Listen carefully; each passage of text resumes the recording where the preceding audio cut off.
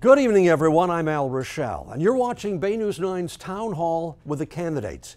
We just spent an hour getting to know Charlie Crist, the Democrat running for District 13. Now we're about to sit down one-on-one with incumbent Congressman David Jolly. This is a personal and political conversation that you're about to hear. We can't have a part-time Congress in a full-time world. David Jolly, Congressman for Florida District 13. He's fighting to keep that seat in the U.S. House, but he also has a house here he serves. Tonight, you'll meet David Jolly, the attorney, the lawmaker, but you'll also meet David Jolly, the son, the husband. We're going one-on-one to talk about everything from the beach to his BlackBerry and a few political topics in between. You'll know David Jolly, the man in Washington and the man at home.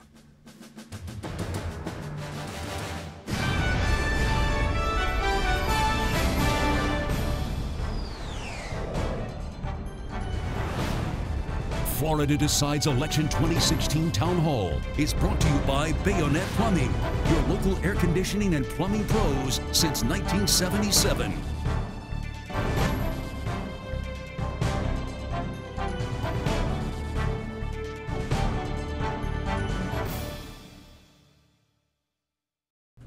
Congressman David Jolly, thank you so much for being with us tonight for our kind of informal conversation, if you want to call it that. So throughout the evening, if I refer to you as David, I hope that's all right. And please do. You can refer to me as Mr. Rochelle if you want.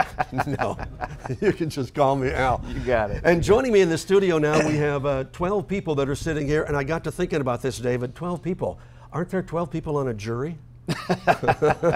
This isn't a jury. We're going to be talking to them later on tonight in our program. They'll have some questions for you, and we want to thank you all for showing up very much.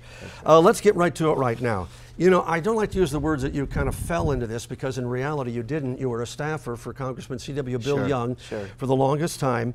What was the deciding factor that said, okay, I'm on one side of behind the scenes, and now I'd like to be the person making those decisions up front? And there's no buzzers, no time limits. Talk. Sure, no, I appreciate you asking that. This is the first time I had ever run for political office. Right? I had worked with my predecessor, Bill Young, for about 20 years, some official, some in the private sector. I was pursuing my own business interests at the time that we unfortunately lost Mr. Young. And to be very honest with you, I was working to recruit some other candidates to run. And when a few of those candidates said that they weren't going to run and kind of turned the table on me, look, I'm a person of faith, and I believe in Providence, and I believe it was the right decision for me at the time to get into the race. And I ran on something very simple, that based on 20 years of experience with one of the finest legislators we'd ever seen in Congress, that I believed we could be effective on day one. Understand, as a community, we were electing the most junior member of Congress at the time. And so I ran on the fact that I thought I could be effective on day one, and we have shown that we can. For communities with beaches, with airports, infrastructures, medical research, early childhood education. In just 3 years, we have racked up a number of accomplishments together with the community. In some ways, does it put you behind the ball because people don't know or didn't know what you had done behind the scenes?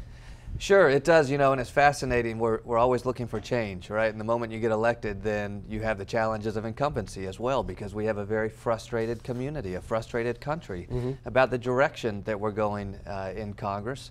And look, I've tried to lay it all on the line in Congress and call it like I see it on both sides of the aisle and truly change politics. I think as a country, that's what we're looking for, that's what we're asking for. And it hasn't come without political risk. It hasn't come without criticism at times from my own side of the aisle, certainly criticism from the other side of the aisle. But I got into this 3 years ago to try to change the tone of politics, to try to actually get Congress to work. And as we've made progress, I'm simply asking for the opportunity to keep doing my job. What's the part of the job that, even though you worked behind the scenes, that you didn't expect or you weren't prepared for, or maybe kind of surprised you, like, wow, now that I'm the elected official, this happens? Without a question, one singular matter: fundraising. I never saw Mr. Young make a single phone call in the 20 years I was with him asking anybody for money. When I arrived in Congress, I was told your first responsibility is to raise money. A member of my own leadership actually said to a staff member of mine, "Staffer, your challenge is this. The congressman's going to want to go off and do all these things he promised to do in his job, but you've got to make sure he stays focused on fundraising." And so I took on the system. I call it the STOP Act. Right. I think we should prohibit any member of Congress from raising money. We prohibit our judges from doing it. We prohibit state legislators from doing it when they're in session. The message is simple. Put down the phone, stop asking for money, and start doing your job. Why haven't we tackled a balanced budget, comprehensive border security and immigration reform? Why haven't we solved some of the hardest issues we face? Because we have a Congress that's focused on fundraising. I call it the STOP Act, and very importantly, this January I took the pledge. I no longer directly solicit campaign contributions. And folks, you will see that on television today. We're being outspent 5 to 1, 10 to 1. Every time I turn on the TV, I see a commercial from the National Democrats telling you why David Jolly's a bad guy. There's not a single ad, zero, from my side of the aisle. And I think it's very telling what happens when you have somebody who does try to take on the system. Now, I think we win this race because we're doing it the right way, concentrating on the issues important to this community. But I have all but been abandoned by the National Party infrastructure as a result of pulling the curtain back on what I think is a first-rate scandal of our generation. You know, and I can remember when you came and told me about that, and we're going to go, you're really going to do this? I mean, people think you're crazy, but they also tried to use the excuse, well, the only reason he's doing that is because he can't raise the money he needs. You've heard that. And so what I point out is, look, in the special election, we raised about $100,000 a week, about $1.5 million in a little over 10 weeks, give or take. I demonstrated I can raise the money, but here's the difference between the special election and now. When I was in the special election, my full-time job was my own business firm, my own business pursuits, my private sector pursuits. Mm-hmm. If I chose to campaign full-time or raise money full-time or wave signs, the only opportunity cost was to my private business interests. Once elected, now my job is to represent this community in Congress 100 hours a week, give it all I got to try to solve problems in Congress. If I spend an hour doing something other than that, if I spend 10 hours raising money, 20 hours, 30 hours, I'm violating the public trust. It would be cheating the taxpayers. Listen, I'm serious about this. I know the political class said I'm crazy. The only people that are angry at me are the ones that are guilty as charged in Washington, D.C. I've called on candidates across the country, join me in this fight. You don't have to take the pledge. I took the pledge, but let's change Washington. You know, we now have 10 co-sponsors in Congress. I joke it's 10 more than I thought we'd have. But we pick them up about every month or so. We pick up another co-sponsor. Unfortunately, though people like Ralph Nader have had us on their show and supported it, Bill Maher has now supported it. We are getting the support of editorial boards from the Washington Post to the Tampa Bay Times. I do think it will take a scandal before we move in the direction of actually implementing this. I think it will take a scandal of a national scale, and I believe that scandal's coming. I do. And then that will lead us to passing something like the STOP Act. Now, what changed for you is also that the district has been redrawn. That's right. Before it was about 50-50, maybe Yes. Slightly Republican leaning. Well, now it's, what is it about, 57-43? Sure. Democratic leaning. Sure. That makes a whole different challenge for you because now It does. you've got all of South St. Petersburg, which is generally thought by many to be Sure. Democratic territory. Sure, a couple important points. I couldn't have told you where the district lines were before. I've always seen this as one county. The reality is, before the district lines changed, it was a 50-50 district. The district had voted for President Obama twice, but elected a Republican member and myself twice. Mm-hmm. When the lines were redrawn, it's now a district that President Obama won by 12 points. It is heavily democratically favored, which is why my opponent got in the race. He's been honest about that. He said he got in because the lines changed. The difference between he and I is I stayed in this race despite the fact that the lines changed. Mm-hmm. Listen, all of the political pundits would say you've got a guy that isn't raising money, a Republican in a heavily Democratic district. Why would he do this? It's because I believe what we've done in 3 years is begin to change politics. And regardless of party, regardless of your zip code in this county, everybody deserves a Congress that works. Mm-hmm. And we're tired of both sides of the aisle having a political dogma that requires candidates to check the box on their list of litmus tests. Right. What I've said is if we never reach consensus, you can have all those litmus tests you want, but 10 years, 20 years, 30 years from now, we're going to be in the same boat or worse, and we wouldn't have solved any of the problems. I'd rather be part of solving a problem, understanding that requires at times a little give and take to reach consensus. but actually working on the hardest issues we face as a country, as opposed to just embracing your party and blaming the other side. Let me ask you about something. That there is an ad that's currently running on a lot of air that shows you and Donald Trump either shaking hands or he's pointing to you. Without getting into the lawsuit and all that kind of stuff that was involved with it, how'd that make you feel? And where do you stand on Trump? Look, that one stung. That one stung, right? Where do I stand on Trump? Commercial break. Is that right? Is that what you just called for? I just No. Okay. That one stung, and here's why. I've never met Donald Trump. I've never been in the room with Donald Trump. Never been on the phone with Donald Trump. I haven't endorsed him, and I am not supporting him. I understand the conviction of millions of people who are. They're frustrated by the same things I am in Washington, which is why I've tried to do the STOP Act and all these other issues. But understand the gravity of this ad. This isn't about the candidates now. This is about the community, and I want to share an anecdote of why.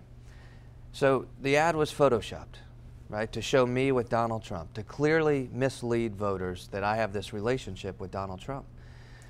One reporter called it profoundly misleading. Another reporter called it the sleaziest campaign of the cycle. This has risen now to national news. I asked my opponent to join me in taking it down and calling for it to be taken down. He chose not to. I understand between candidates we can bicker over what's an appropriate ad or not, but here's what matters. I spent last week in several meetings with African American ministers in the south part of the county, bearing my soul honestly about my feelings on this presidential race, my personal feelings about Mr. Trump, and I shared with them my own convictions. A day or two later, I started getting texts from some of those ministers, calls, saying, wait a minute, you said you didn't support Donald Trump, you hadn't met Donald Trump. Charlie Crist has this 20-year relationship with Donald Trump, but we're seeing this ad with you with all these photos. And that's when it got personal. When I have people in the community coming up to me saying, why were you with Donald Trump? That means the voters have been misled, and that's wrong. Right. We should rise above it on both sides of the aisle. Okay, another question. Your dad's a minister, and generally politics and religion don't mix at the dinner table. Well, That's right. Well, maybe they do. I don't know. So, how does that work at the Jolly Thanksgiving when you get together? I am blessed to have parents that support me in any of my pursuits, and that includes my current pursuits in politics. Look, for us, faith comes first, and I believe God gives you the desires of your heart. Listen, I did spend 20 years with Mr. Young. I left politics in Capitol Hill 2 or 3 times, and it did keep drawing me back in. It's something I believe in, the institution of the Congress. I believe that together we can actually do things, but faith always comes first. And honestly, being in the political arena in some ways has renewed that faith, because we all face challenges in all walks of life, right? We worry about our kids, our finances, our health, our jobs. In politics, you worry about turning on the TV and what's the next hit you're going to see.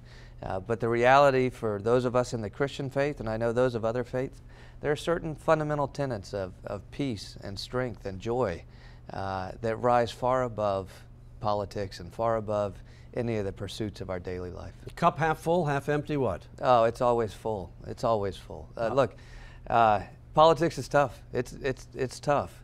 But we're going to do this as long as the voters allow us to do it, and as long as we feel like we are changing things. And the day we're not, listen, my wife and I at the end of our days are going to be defined by our faith, our family, and our community. And along the way, I happen to have this remarkable honor to serve in public office as a member of the United States Congress. I'm excited about it every day, but it does not define who I am. All right, I have interviewed you and Charlie a lot through the years. I've always enjoyed our conversations. But in many ways, you are very, very similar. You're both very, very charismatic. He has a little more whitish gray hair than you. I've gotten a lot more in the last few years, and I know how he got his now. Yeah, that's exactly how he gets it. So what sets you apart from him? Because you're both very likable, I'll put it that way. Well, thank you. That's very generous of you, Al. Here's what's different in today's snapshot in time, right? We all know Charlie. You trust him or you don't. We know he's had a lot of different positions. Here's what I would point out that is on the ballot. I joked in the debate that just because Charlie's been a member of both parties doesn't make him bipartisan. And that's true. Listen, when he was a Republican, in his own words, he said, there's nobody more conservative than I am. I'm pro-gun, pro-family, pro-life, et cetera, et cetera. As a Republican, he was a litmus test Republican, right? Every piece of the Republican dogma. As a Democrat, he's now a litmus test progressive. It doesn't make you bipartisan if you hold true to only the dogma of your party, but you speak nicely of the other party. The difference is he's a down-the-line partisan, regardless of which party he's a part of. Whereas I say, how do we come together to solve the hardest issues we face? And in the last 3 years, I've rushed into those hard issues, not shied away from them. Sure. From marriage equality to climate change, to how do we protect the Second Amendment while also keeping guns out of the hands of criminals? What do we do about border security and immigration? What do we do about campaign finance? The natural reaction of a politician on both sides of the aisle is to retreat from the hard issues to get through the next election. Sure. That's the difference. That's the difference. He will protect himself by his party. I'm willing to get in the arena and say, let's solve this, win or lose. I'm willing to take that risk. I'm willing to risk being abandoned by my own party in Washington and come together as a community to solve issues. All right, we're gonna change things up just a little bit. Quick answers on these, okay? And they may not be real political in nature, but that's all right because this is just a fun conversation. So here we go. First one. Name one thing you still have from your childhood. Oh, a lot of baseball memorabilia. A lot of baseball memorabilia, baseball cards, an old Larry Zonka jersey that I was a Dolphins fan when my dad was a pastor, so sports memorabilia. Here's another one. What's the last thing you ate? My campaign diet consists of the Chick-fil-A drive-thru on Ulmerton Road every single morning. So all right. Thank you, Chick-fil-A. Next question. If we've seen your ads, we should know this. Pets. Oh, so that's right. My wife and I have 2 pets, 2 dogs, 2 Dobermans, just 4 and 5 months old, Huck and Junebug. Okay. Biggest accomplishment. Look, I think we're always striving for some accomplishments. I can point to some political accomplishments, but look, I think a life well lived within the confines of your faith is a very peaceful place to be, and I'm proud of that. Next one, bad habits. Oh boy, what are my vices? Diet Coke would be my #1 vice. Okay, that's leaders upon leaders every day. All right, not too personal. Tattoos. None. None. Okay. Morning person or you're a night owl? Both, actually. It's campaign season. And the last one, what's on your bucket list of life? I want to own a restaurant. Really? Yeah, I do. I've had a lot of business experience. I'm a bit of a foodie. I want to have a restaurant at some point. All right. Hey, thank you so much. Yeah. A lot of good questions there. Now, up next, things are going to get a little more serious. We're going to talk more politics with more issues, and our studio audience will get to ask their questions for Congressman David Jolly, so please stay with us. Welcome back, everybody. Talking with David Jolly right now, a congressional candidate for District 13 on the Republican side. We also have 12 people that have joined us now. Audience, thank you. You've been very, very patient. We're going to get to your questions in just a couple minutes. You have a BlackBerry? I do have a BlackBerry, a BlackBerry Classic, one of the originals. Do they make them anymore? They do. And actually, they're a lot cheaper than iPhones and Samsung and all those other things. It gives me everything I need to get by. All right, let's talk some politics and some issues right now. Big concern in the district right now around Pinellas County, the environmental spills, the releases, because some of those were, in quotes, allowed under certain circumstances. How do you fix this problem? So listen, I've offered the mayor my assistance. I've also offered the whistleblower my assistance, and as a result of working with the whistleblower, the allegations have risen to the level of an investigation, and so I did refer it to Fish and Wildlife. Look, the important thing is we get to the bottom of what happened to make sure it never happens again. At the end of the day, this is going to require strong city leadership that is honest with residents and taxpayers about what it will cost to fix the city system. Listen, we have many municipalities around Pinellas County.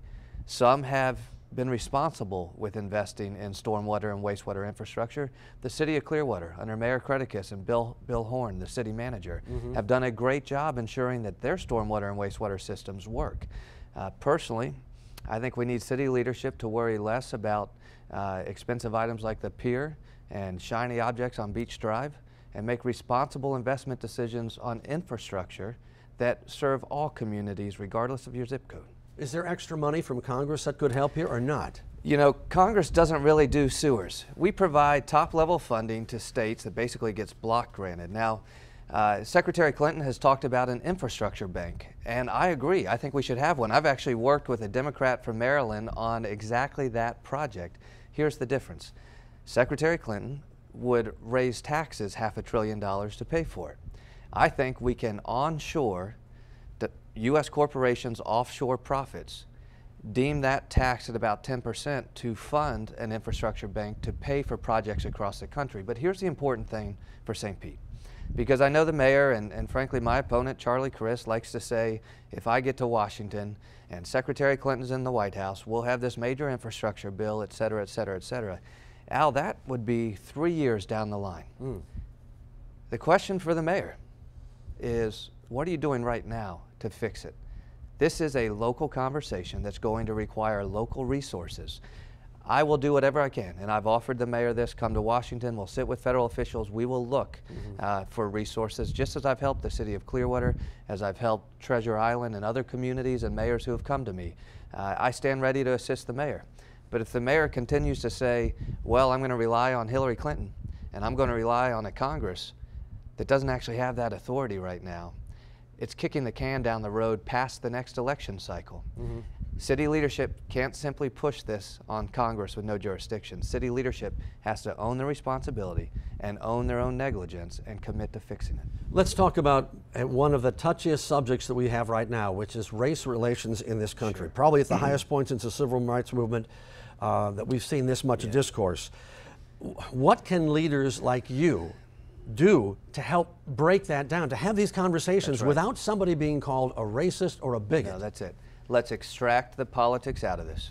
Tone is important. Listen, we can stand with law enforcement, which I have made an effort to do. I've actually introduced legislation that says if you take the life of a law enforcement officer, you'll be subjected to enhanced penalties. I think we need leadership to stand with law enforcement. But we also need leadership to stand with a community that feels perhaps they are indiscriminately targeted or prosecuted. The concern is real. The concern is valid. And I don't think it's mutually exclusive to say we can stand with law enforcement and stand with a community that has raised such significant issues. At the end of the day, if somebody commits a crime, regardless if you're in a uniform or not, you should be prosecuted. So if we have law enforcement officers that are actually acting outside of the bounds of their authority, they should be held accountable. And we should trust Chief Holloway and Chief Slaughter and our local sheriff, Bob Galtieri, to hold their officers accountable for any misdeeds. And I think they are setting the right tone in the Pinellas County community. We also can't dismiss the concerns of many in the African American community that have pointed to incidents of misadministration of justice. Those are real concerns. Leadership needs to extract the politics out of it. Tone is very important, and say, how do we fix this? I think we need to trust local law enforcement to set the tone of policing that's right for a community and also ensures public safety. I'm proud of the local law enforcement leadership we have in Pinellas County that does that every day. I'm proud of people in our community that speak up with concerns. We can balance these interests and ensure that justice is true for all. Let's talk about health care, and I'm talking about it in two realms. Obamacare, what's going to happen with that? And second, veterans care. Yeah, so look, the bottom line with Obamacare is it picked winners and losers, right? Some were now able to get health care coverage that couldn't get it before. Others lost health care coverage. It was the lie of the year by PolitiFact when the president said you'll keep your health care plan. It picked winners and losers. And we can't just embrace ourselves in the losers and say, well, throw it all out. We can't embrace ourselves in the winners and say it's a great bill. The reality is it's flawed. Even the winners are now seeing their prices spike as insurers are pulling out because they're saying the economics of Obamacare don't work. So now the very people it was intended to serve are being made worse off. We know people have lost plans, have had to go to high deductible plans. We know small businesses have seen increased costs and reduced coverage for their employees. I think we could have solved the lingering health care issues without Obamacare. I do believe it should be replaced with something that does provide affordable health care coverage, much like term life insurance does. Pre-existing conditions can be covered simply under the current plans we have. If somebody is denied 2, 3, 4 times because of a pre-existing condition, let's recognize there's a safety net that only government might provide, given the healthcare economics, and pre-enroll that person in Medicare or early enroll that person. The VA, look, we've seen the scandal on the healthcare side. I believe the way we fix it is stop just tinkering with the VA. Yes, let's make the VA better. I've worked hard to do that. The VA has the highest budget it has ever had. But the simple fix is this, and it is a radical idea in Washington. Let's fix the VA by empowering the veteran. Give the veteran complete choice of where they receive their health care. If you qualify for VA health benefits and you want to stay in the VA where so many do, stay there. But if you want to go outside, let's give them the pure freedom to do that, to go to a private sector provider. Listen, I'm not for privatizing the VA. The commercials that I'm getting hit with would suggest that. I'm not for privatizing the VA. Mm-hmm. I think veterans deserve a quality VA. But for those who want to go outside, let them go outside. Also within the VA, we have a lingering issue of a benefits backlog. Understand in the VA you have 3 divisions, the 2 primary ones being health and the second being benefits, if you've earned a disability benefit or some other financial benefit. To get benefits adjudicated can take 3, 4, 5 years. We have some veterans we're working with that it's reaching 10 years that they've yet to have their final benefits adjudication. I asked the secretary, how do we fix it? He said, I need 770 new employees. I said, you got it. And we made sure he had it. I don't think that's the full fix. We've got great people here in Tampa, at St. Pete, at Haley, at Bay Pines, at the Benefits Regional Office, taking care of veterans. Let's recognize their good work, but let's give them greater tools to serve our veterans. And just a quick follow-up that, Medicaid expansion. Would you urge the Florida legislature that, hey, you need to get more of these people covered? Sure, I would have suggested the Senate compromise was probably the way to go. Mm-hmm. You know, I haven't served in Tallahassee, and so I understand Medicaid expansion. Many said it would have burdened taxpayers in the out years. The House rejected it.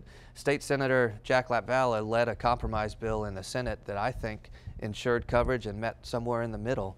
I do think we need to ensure as many people have coverage as possible, as long as we are good stewards of the taxpayer dollars. And I think Senator Latvala and the others in the Florida State Senate reached a compromise there, and I would have supported what they did. All right, next question has to do with what will appear on the screen behind me, I hope. It's called transportation. Okay. Anybody that crosses the Howard Franklin Bridge knows that, well, actually, this looks pretty good. This was the morning commute today. People going, it sometimes takes you 15 minutes, sometimes it takes you 45, and there have been times it's even taken longer than that. Right. What can you do in terms of providing better modes of transportation, getting both sides of the bay to work together, and then making sure that it happens before you and I are both dead? You got it. This is an area where Congress does have a role. And I've served on the Transportation Committee. I've served on the committee that funds transportation. Together with the President, we got a bipartisan transportation bill. There are federal resources coming to Florida because of this. When I talked about the infrastructure bank earlier, I think we should get more money in, which is why I say all this money that's been pushed offshore by domestic corporations, let's deem it taxable, bring it back onshore, and put it in an infrastructure bank that would include transportation. Florida, at the state level, is doing very well. One of the problems we have in Florida is that we are donors to the federal transportation system. When you pay a fuel tax at the pump, for every dollar you're paying, Florida only sees about 90 cents of that, give or take, depending on the year. I've actually joined in legislation to say, let's devolve that revenue all to the state so that 100% of what Floridians pay stay in Florida. I've also done it in the area of airports. I think the way that the St. Pete Clearwater Airport and the Tampa Airport decide to tax tickets should be a local decision. That money should stay in our area to pay for whatever infrastructure expansion we need at the airports. Right now, that airport money goes to Washington, and then we have to ask for it back. And we don't always get it back. Yeah. 2 other things that have to do with wages. Minimum wage and also equal pay for equal work. How do you administer equal pay for equal work? Look, and right now we're just going to show you that something on yeah, that was on Charlie Street. Who will fight to raise the minimum wage? David Jolly says no. Charlie Crist says yes. So Al, keeping this as civil as possible, this hit matters, and here's why. Charlie Crist raised money off of a minimum wage email. Sent an email to some of the lowest wage earners in the country saying, send me money for my political campaign. That's wrong. It's one of the reasons that I've forsworn directly raising money. Here's my answer on the minimum wage. I want to see wages go as high as possible without reducing jobs, right? And it's a balance. If we arbitrarily raise it to $10, we know there'll be 500,000 less jobs. If we raise it to $15, some economists say 3 million less jobs. And I would point to what Senator Darrell Rouson, or incoming Senator Darrell Rouson, just pointed to at a forum. What happens if minimum wage goes up to $15 and we start seeing in all the McDonald's and all the Outbacks and all the restaurants in town the kiosks, right? It becomes more affordable for management to replace people with computers. We don't want that to happen. So on minimum wage, what I'd like to see is the federal government to do what the state government does, which is index it to inflation. Right now in Florida, it's $8.05. It's about 80 cents higher than the federal wage. I think the federal government should set a wage floor, index it to inflation, so that employers can know every year there will be a slight bump, so that employees know they will get a slight bump. But at the end of the day, how do we get employees off of minimum wage? Right? Let it be a starting wage for our newest and youngest employees, and then let's get them off of it by creating better paying jobs that don't rely on the minimum wage. And just very quickly, equal pay, equal work. That sometimes called equal pay for women, but it's equal pay across the board. Right, and 30 or 40 years ago, we passed a federal law requiring equal pay for equal work, preventing wage discrimination among the sexes. If it's happening, it should be litigated in a court of law and enforced. But some employees are afraid to litigate it because I think if they say anything, they'll lose their jobs. That's true, and I would say if anybody's in that situation, come to our office, work with us on it. Look, we work on whistleblower cases all the time. We don't have a lot of jurisdiction in the area of private sector employees, but let us help. There is a federal law that prohibits wage discrimination among the sexes, and it should be enforced in cases where employers are taking advantage of that. All right, time to turn to our audience. Thank you so much. You've been very, very patient. They're not in the most comfortable chairs right now, but that's how we keep awake. Abby, your question for the congressman, please. Hi, I was born and raised and a resident of Clearwater, and my question is, what is your top 1 or 2 goals to improve Congressional District 13? And a follow-up is, what strategies do you have to gain bipartisan support? You got it. Thank you, Abby, for that. Listen, we've been working locally on a number of priorities that are important for the life and safety of our residents, but also for our local economy. A lot in the areas of beach renourishment and beach restoration, where we have to protect the lives of individuals in this county, where we also have to protect property values in this county, but also do right by the environment and protect the Gulf.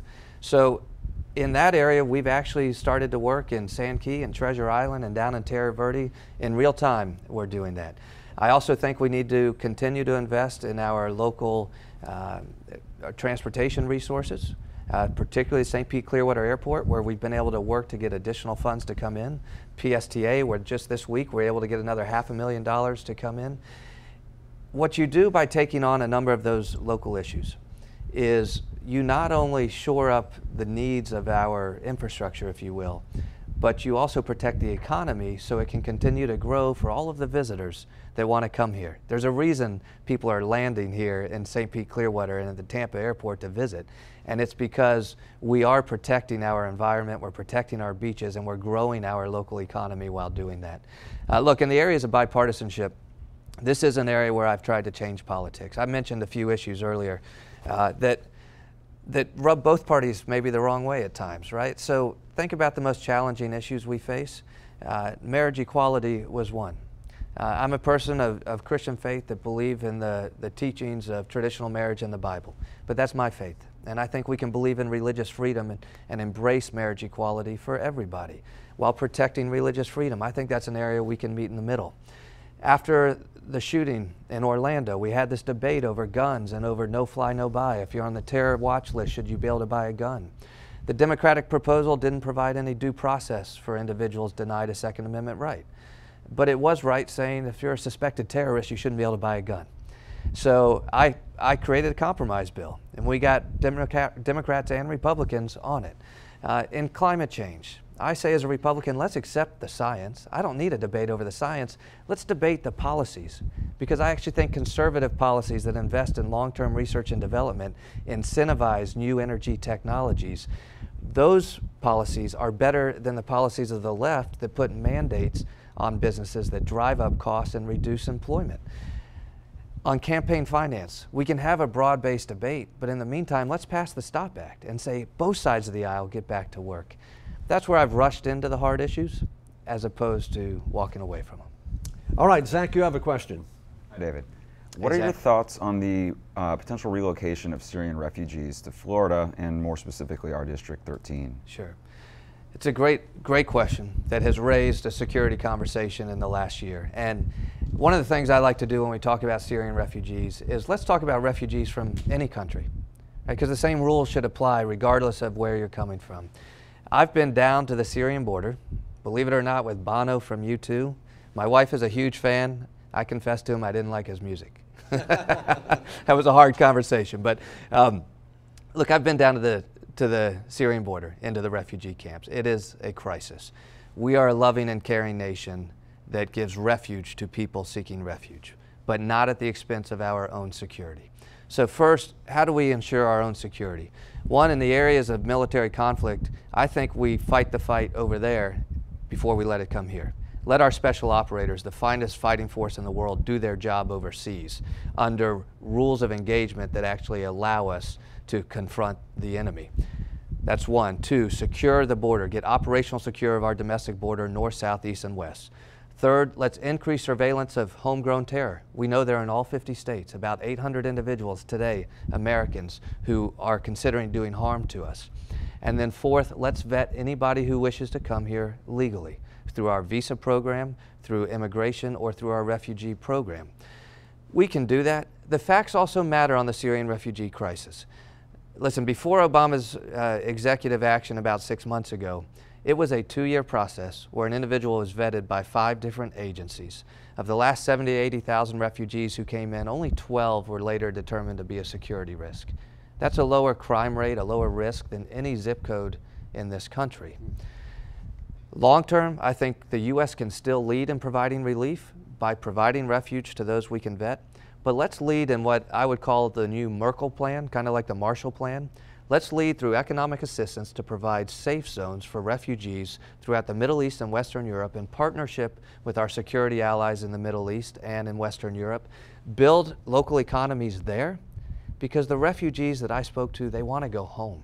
They want to go back to Syria. So during this horrible conflict, let's provide places of refuge where they can work, where they can build their families, build communities throughout the Middle East and Western Europe, so that hopefully one day they can return home. But for those who do need to seek refuge because of threats to their own life, we should be a loving and caring nation that accepts those that we can vet. All right, and another question. This one comes from Emily. Emily, go ahead. Hi, Emily. Hi, my question to you is that the University of South Florida in St. Petersburg is participating in a campaign called It's On Us, and it's about breaking the silence in regards to sexual assault. And my question to you is, how will you introduce the subject of rape and sexual assault on college campuses to a federal audience? So we've worked several funding initiatives specifically for college campuses. In the area of mental health, in the area of suicide prevention, I would be happy to work with you and USF St. Pete and any university when it comes to the issue of sexual assault. And listen, without getting in too far into presidential politics, this is a serious matter right now because of the comments that we did see from the Republican nominee. I believe it was boasting about sexual assault. I believe it was wrong, and I believe it's a disqualifying comment by the nominee. This is a serious issue. It really is, and I will work with you, I will work with the university as we have in areas of mental health and other student services to make sure the resources are there at the federal level. All right, Emily, thank you so much. Abby and Zach, thank you so much. All right, we've got those questions out of the way right now. So, question is, how do you feel about social media? Well, we're going to check David, your latest tweet and some of the things that you've been saying on social media. And also we'll be talking with Trey Paul to see what our social media page says and some questions from them to you when we come right back. So stay with us.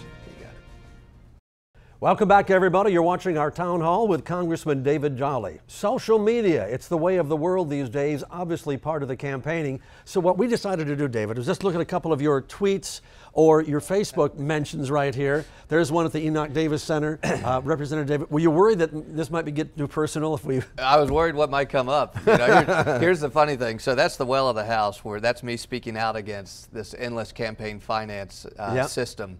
But that's also the exact place where I took that jar of mosquitoes about 6 weeks ago to get Congress to act. Comedian said I should have broken the jar. We would have. That's exactly what we were talking about. And lastly, this photo over my shoulder here. This is a good day at Enoch Davis. There's a young man who's outside of the frame, though, that I've got to give a shout out to. A young man, one of our youngest volunteers in the south part of the county named Weston, who wants to be a chief meteorologist. So oh, no. He might come to work with you soon. All right, so we've got our own Trey Paul, who's in our Web Center right now. He's going to have some questions for us. Trey, and I know that the Web Center has been very, very active, and a lot of people posting a lot of questions. Take it away, sir. All right, so the big question here, and Congressman Jolly, we heard you touch on this a little bit earlier. What steps would you take to protect the Second Amendment's right to keep and bear arms if a sitting president signs an executive order banning all handguns and rifles? Wow. Well, so I think the first thing that Congress should do is prohibit that from happening using the budget process, prohibit any funds being used to implement a ban that is done through an executive order. Look, the Second Amendment provides a constitutional right to keep and bear arms. It also refers to a well-regulated militia. And I think we can protect that fundamental right while also having regulations in place to keep guns out of the hands of criminals. It's why I led the compromise bill on no fly, no buy to keep terrorists from buying guns. I also believe it's a Second Amendment position to say we should have more background checks, universal background checks. Right, yeah. Of course, if you're hunting with a family member, there should be exceptions, but I think if a gun transfers hands, there should be a background check regardless of where it's purchased, at a bricks and mortar store, or a gun show, or between you and I. I'm the only Republican in the House that signed on to the universal gun check or background check bill. And very importantly, if you talk to the Brady campaign to end gun violence, that's their focus. It's not on banning other weapons, it's not on apprehending other weapons, it's not on executive orders. They want to fight to get a solid background check in place so that we know that any gun that transfers hands is going to a law-abiding citizen. So why are the Republicans fighting that then? Well, look, I would actually lay blame on both sides. When I created the compromise bill, I believe we had the votes. My side of the aisle did not want to move it. Our leadership didn't want to move it, I believe, because of special interest influence. The other side of the aisle, are you ready for this, Al? Yeah. About 2 a.m., when the Democrats were in the middle of their sit-in on the House floor, by some accounts, I was the only Republican that went down to the House floor, not to participate in the sit-in, but to find Democrats to work with. Alan Grayson, one of the most progressive members, he and I began working together. A young member from Massachusetts on the other side of the aisle, we began working together. We reached a compromise. My side of the aisle killed it because of the influence of outside groups. The leadership on the Democratic side of the aisle killed it. Are you ready for this? They excoriated their rank and file members and said, don't you dare reach a compromise with Jolly on this, because we're about to spend millions of dollars to beat him in November. The convictions on both sides are impure. Both hands are tainted on this one. I think the American people say, let's protect the Second Amendment. It's a constitutional right. Sure. But let's also have reasonable restrictions. No fly, no buy, background checks. We can do that if we take the politics out of it. All right, Trey, you've got a second question there for the congressman? Yes, this next question comes from Lee in St. Pete. Would either of you push for Congress to hold a vote for a war resolution against ISIS? And if so, how would you vote?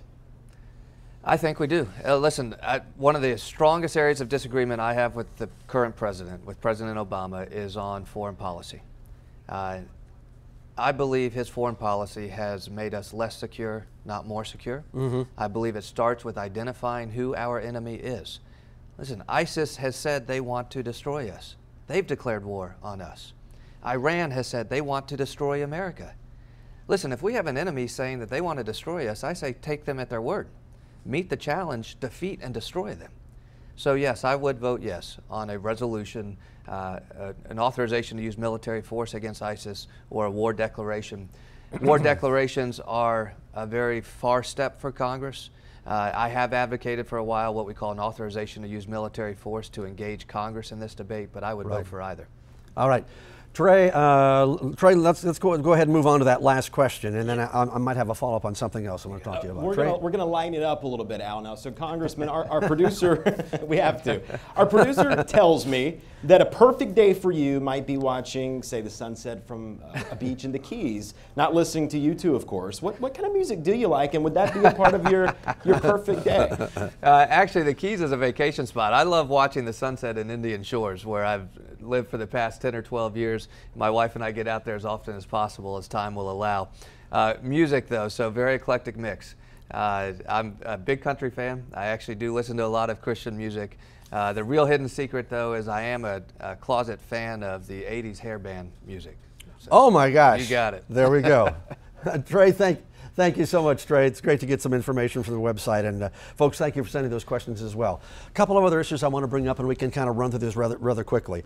Whenever we talk about Social Security, and I've been doing this long enough, I mean 30 or 40 years when it comes to politics, why on earth don't they take the money from Social Security and, as they say, put it in a lockbox and everybody keep your hands off it? That's right. We should. It's called the Social Security Trust Fund. And in some ways it does work that way, but the bigger problem is this. Even if we did that with absolute fidelity, Social Security will still run into bankruptcy a few decades from now. Listen, I've voted against the budget on my side of the aisle. I oppose privatization of Social Security despite what some of my opponents like to allege. I voted against my side of the aisle for the same reason I voted against the other side of the aisle budget, because both of them refuse to reach consensus in the middle. Here's what I think we can do. The Supreme Court has said Social Security is not guaranteed. That's a Supreme Court ruling. I think we should guarantee Social Security, not just for current beneficiaries, but for anyone in the workforce today who has at least 10 years in. Maybe we make accommodations for those who are late to enter the workforce. But my point is this, even a young person who's working today has reason to rely on the promises of today's Social Security system. Sure. We should guarantee those benefits. And then let's look at how we reform Social Security for the youngest generation that is yet to enter the workforce. Under my plan, what we would do is say all of these benefits that have accrued for Social Security, let's put it on the balance sheet, recognize it as debt, own it and honor the promises and guarantee it. And then for those who have yet to enter the workforce, Social Security might look a little different, but it will still be the best system in the world. It will still provide the financial subsistence you need in your retirement years. Two more issues that have to do with money. Earmarks. Everybody knows that C.W. Bill Young, Sure. your predecessor, was probably single-handedly responsible for saving MacDill Air Force Base, That's right. bringing in SOCOM and CENTCOM.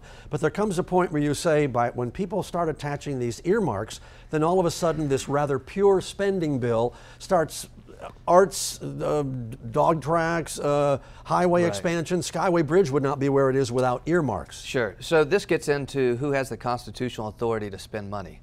Congress, because of legitimate scandals with earmarking, ended up resigning that authority over.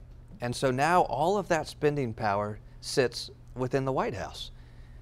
Right? Decisions about where to put infrastructure, where to put defense facilities, which beaches to invest in.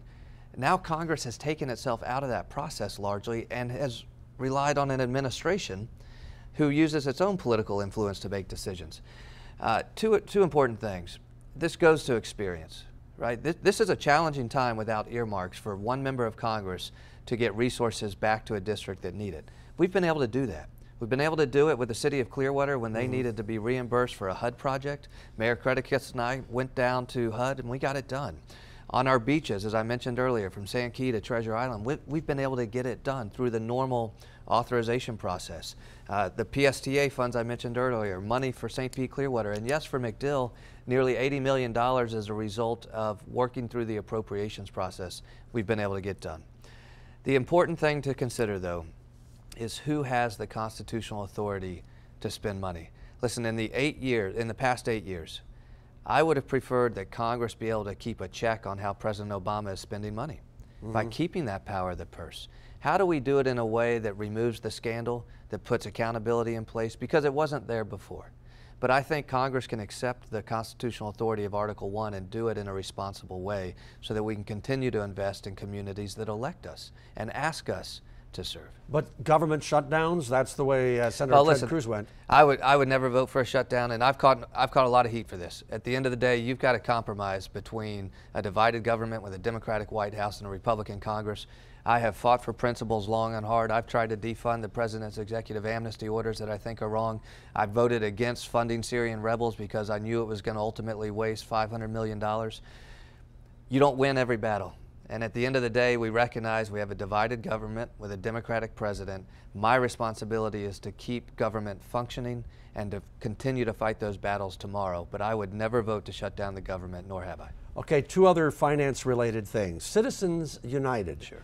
Should corporations be treated as individuals, which is what Citizens United said, which is what allowed for a lot of these corporations and super PACs and PACs to raise all of this money. Sure. And just because you're wealthy, you should have more political clout than me, more free speech than me? Now I'd say, and it's important we always talk about Citizens United in a balanced way. It's not just corporations, it's also unions. And when we talk about mega donors like the Koch brothers, for every Koch brother, there's a George Soros on the left. So both sides have infected this campaign finance system. On Citizens United, a lot of people want to see a constitutional amendment or so forth. Listen, if you talk to the leaders who push for an equal rights amendment, talk to them about the 20 and 30 years that were spent in toiling without resolve. What I want to do is fix campaign finance reform legislatively now in ways we can. So of course the STOP Act is one. But I have begun working with an organization called Issue One. I would suggest anybody interested in campaign finance, look at the organization Issue One, trying to build a bipartisan consensus.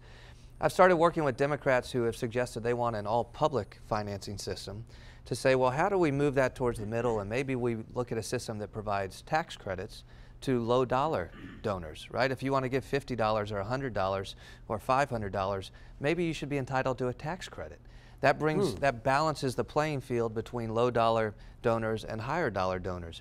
Legislatively, I think we can bring the caps down for the high-dollar donors. Let's reduce the caps. We can require transparency. We can do all this without fighting for 20 years to overturn Citizens United. And by the way, if Congress acts on campaign finance reform, it will create then a legislative vehicle to be challenged in the Supreme Court, and a Supreme Court could overturn Citizens United like that without a constitutional amendment. All right, this has been fun, and I know the audience has really enjoyed it. It's just been great to have a little bit more time. Now, we're going to do something that's kind of different here. Let's just say you had a magic wand. Let's just say you could get all the votes that you needed in Congress. Let's say you had all the money in the world to accomplish all the things you would want to accomplish. What is the one thing that you wish you could get done if you're reelected to Congress? The STOP Act. Look, this is a matter of conviction. Let's fix the culture of fundraising in Washington, D.C. and get a Congress that works. Secondly, let's create 50-50 districts. Right now, 400 districts of the Congress, 400 members of a Congress of 435 represent a super Republican district or a super Democratic district. Right, meaning they never have the opportunity to work together because they'll get primaried. Let's have 50-50 districts. Campaign finance reform, 50-50 districts, and finally, open primaries. Ooh. Let's give every voter the opportunity to choose who our nominees are. We're disenfranchising 30 to 40% of the voters, and here's why we need open primaries. Both parties will be stronger because both parties will begin to produce candidates that can be true to the values of their party, can hold true to the convictions of their party, but can speak to a broader electorate that's begging for solutions. You get Congress to stop asking you for money and start doing their job, you create competitive districts, and you open up primaries, we'll solve the problems we face as a country. Until then, the system is so broken, I worry we will tread water until we get dramatic reforms to our electoral system. Right, and to end on a lighter note, so which hairband would you say was your favorite? This is going to get me in trouble because you know, parental warning labels are attached to a lot of 80s hairbands. Okay, yeah. But which one? You got one? Well, I have a lot. AC/DC? AC/DC goes back a little bit to the 70s, but you can go to Motley Crue, you can go to Aerosmith. Motley Crue? You can go to a lot of the heavy metal. Look, Hair Nation on Sirius XM provides a couple throwbacks. I was listening to a station the other day. I didn't recognize a single song until something came on from 1991. And actually, that one I recognize. So. Oh my gosh, yeah. I'm a Pink Floyd freak. I'm for you know, and you know what? They're coming to town in June, and the tickets are already sold out for the Roger Waters concert. How about that? David, thank you so much. Great to be with you. Audience, let's give a round of applause to you and to David Jolly. Thank you so much, boy. You got it. This was a lot of fun. We got to do this again in the coming years. Well, you're watching the Bay News 9 Florida Decides Town Hall 2016 with congressional candidate David Jolly. We've got even more from our interview on our website, including some questions we didn't get to here Have a great night, everybody, and be sure to join us right here again tomorrow night for the final presidential debate between Hillary Clinton and Donald Trump. Take care, everybody.